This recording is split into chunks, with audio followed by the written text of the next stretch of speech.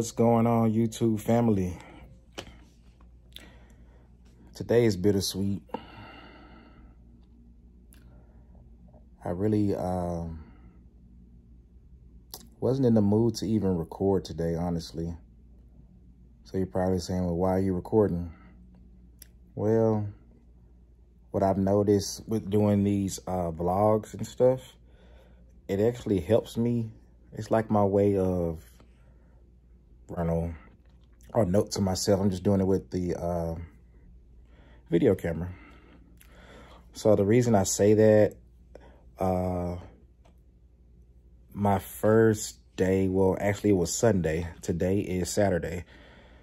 When I was placed on the Greyhound bus, I ran into this guy. He's really cool. Had no idea we both were coming here to Prime. You know, talking to a guy on the bus, and his name Robert. Shout out to you. Hopefully you watching this. So yeah, I'm not gonna sugarcoat around it. Shout out to you, Robert. This video dedicated to you. So yeah, we just became really cool, really quick. He's a good guy, good father. Raising two young kings, and it's just, like I said, bittersweet because he's not here. So I'm not gonna go too deep in his personal business. We were supposed to start together and we were supposed to finish together, but it looks like he may be finishing after me. So he's not completely done with Prime or nothing like that. He just, you know, taking a pause. And that's really what, I guess the topic of this video, talking to Robert and to anybody else that's going through it, because I almost went through it myself.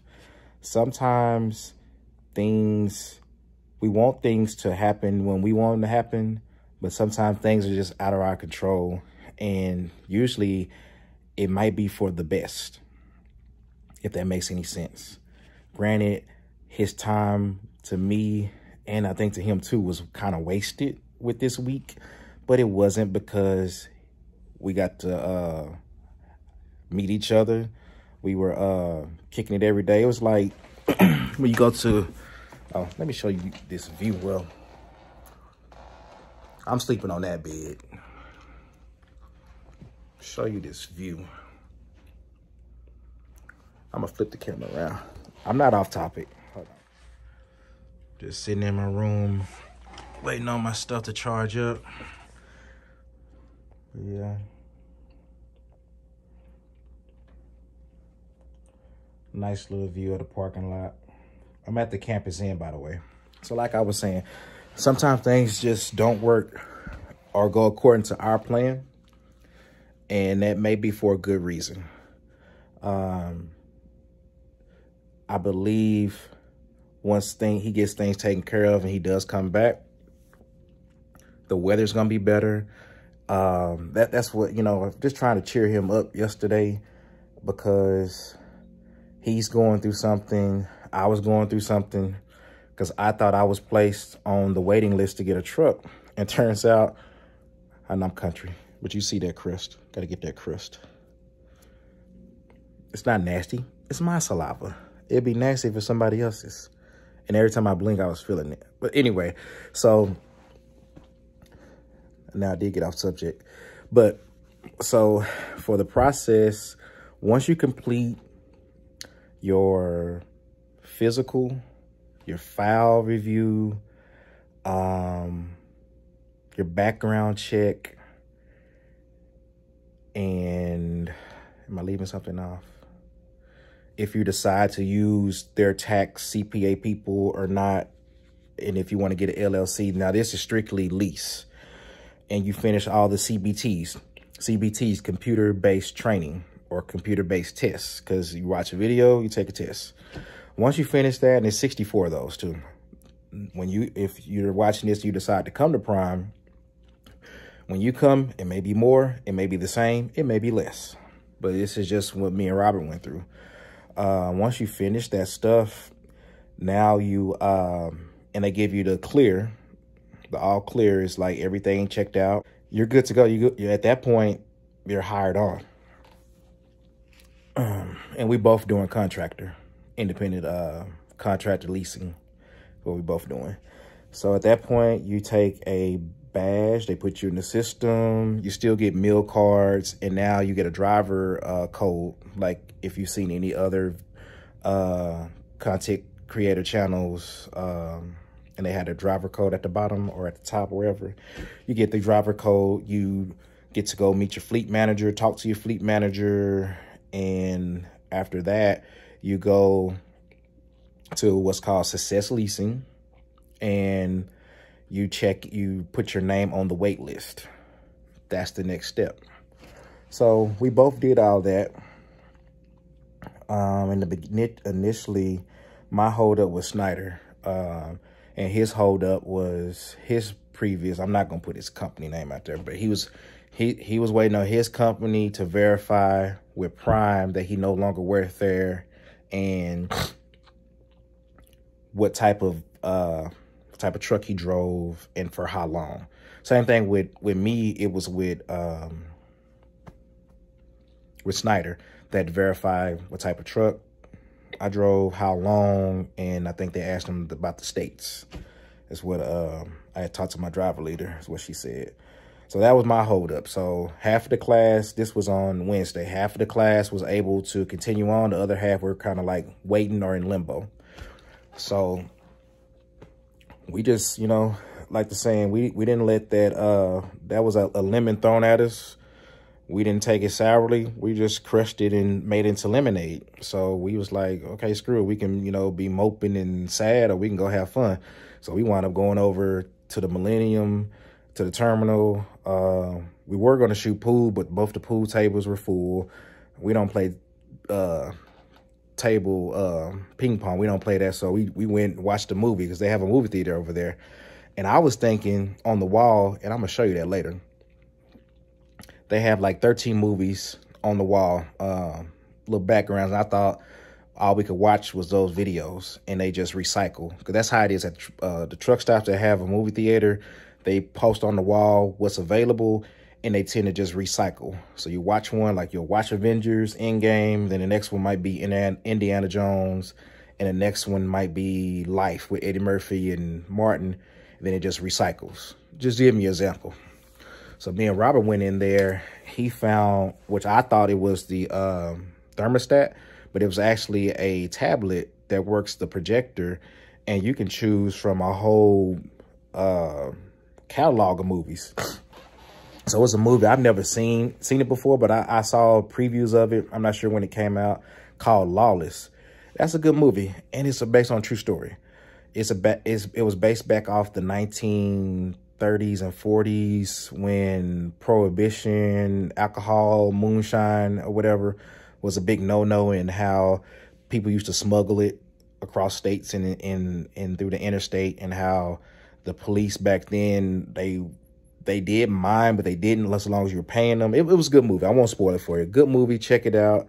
It has, for all my old heads like me, remember that first Transformers, the guy who plays Sam Witwicky, real name is Shia LaBeouf.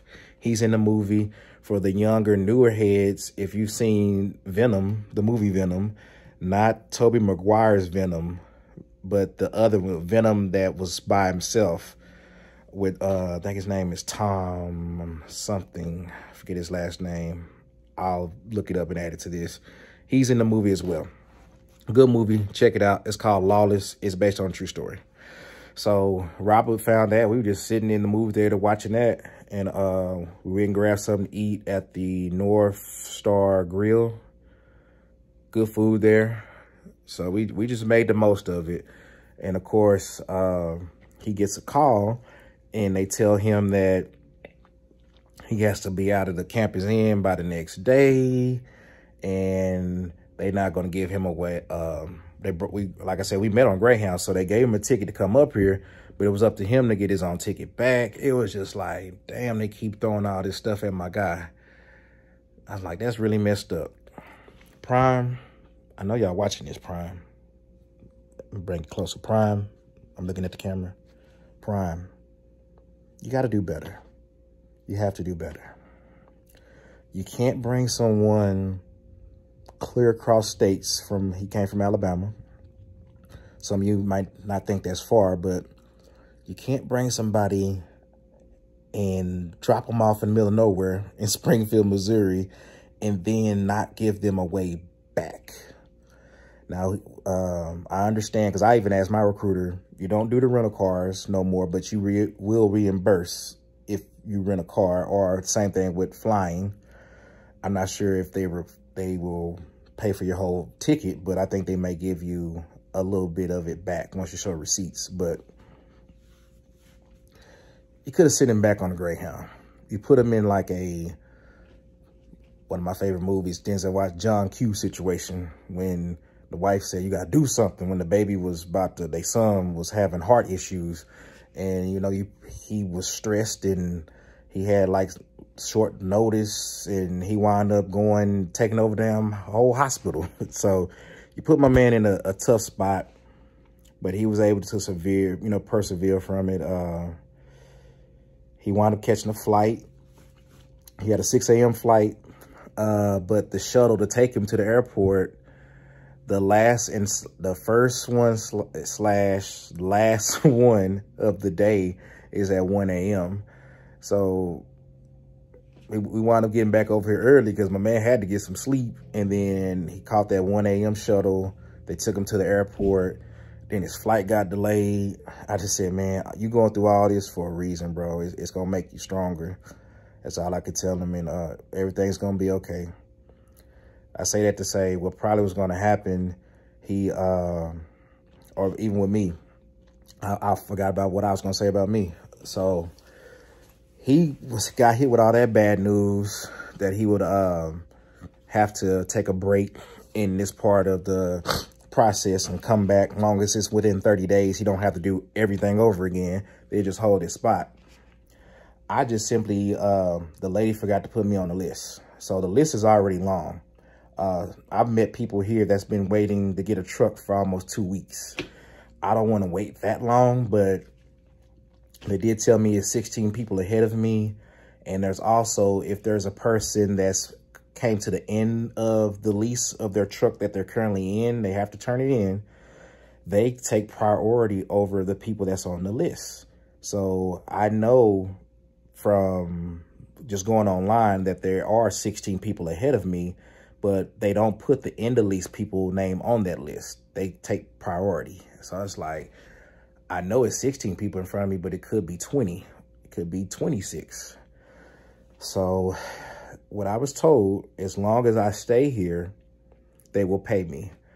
I think previous people before me may have abused that, or maybe they never offered it to contractors. But I think with company people, they have an option. They can stay here, still get paid, or they can go home, because they're waiting for, they're either waiting on a truck or they're waiting on a trainer. So they will still pay them. With me, if I were to go home, I won't get paid. So it's like, man, kind of put me in a John Q situation. Do I stay here and, you know, lollygag around, and now I don't have nobody to talk to except YouTube, because my boy not here. But I'm gonna do the same thing like what me and him did these past couple of days. I'm not gonna let this just be a lemon. I said, I'll vlog today. I wasn't vlogging when I was with him because I didn't want to put him on the spot, nothing like that. I don't think he would have mind. You wouldn't mind, would you, Robert? But I'm like, man, we cool. We walking around, getting along. I'm not gonna stick a camera in his face. I just figured it's so many videos, so many prime videos of this process. Now, honestly, I thought about doing it because I hadn't seen any videos from someone like me coming in with experience. I've seen people videos where they come to Prime going through an upgrade, and they either come in as a brand new person that don't have a CDL and no driving experience, or they coming in with a CDL, the same thing, no driving experience. So they're starting through the PSD or TNT phase. I have a CDL. I have driving experience. So, I'm just going to run up vlogging today. There's a lot of videos. Those are different people's channel. their experience. And I thought, I'm not gonna make a video because it's so many Prime videos out there. But then I'm thinking, I have yet to see somebody that came from outside of Prime that already has a CDL with 7 months driving experience. I'm already an A seat. I hadn't seen a video about that. So I'm like, I'm gonna make videos. I know it's my channel, you know. My videos don't have to be exactly like the other people, but I'm just gonna show it from my point of view. So that's what made me make this video. So today on the agenda is Saturday. The weather's better, as you can see. We're gonna ride the shuttle. We're gonna walk around. We're gonna walk around Prime. That, man, this terminal is huge. Now, granted, I've never been to Swift's corporate campus terminal. I hear that's pretty big, but I don't think it's big as Prime. This place is so big, I've yet to walk around the whole thing. It's so big. Plus, it's kind of been raining off and on, so I didn't want to just walk out and get soaked. But we are going to go do that today. I'll show you the gym. I'll show you the dorms over there. See, if I check out over here, I thought about going and staying over there, but since I don't have a truck, I don't know if it's necessarily free. So I'm just gonna hold tight here. I'm just gonna hold, because I know this is free. I don't have to, I'm not paying for this. So I'll just stay here. Then we have my room key.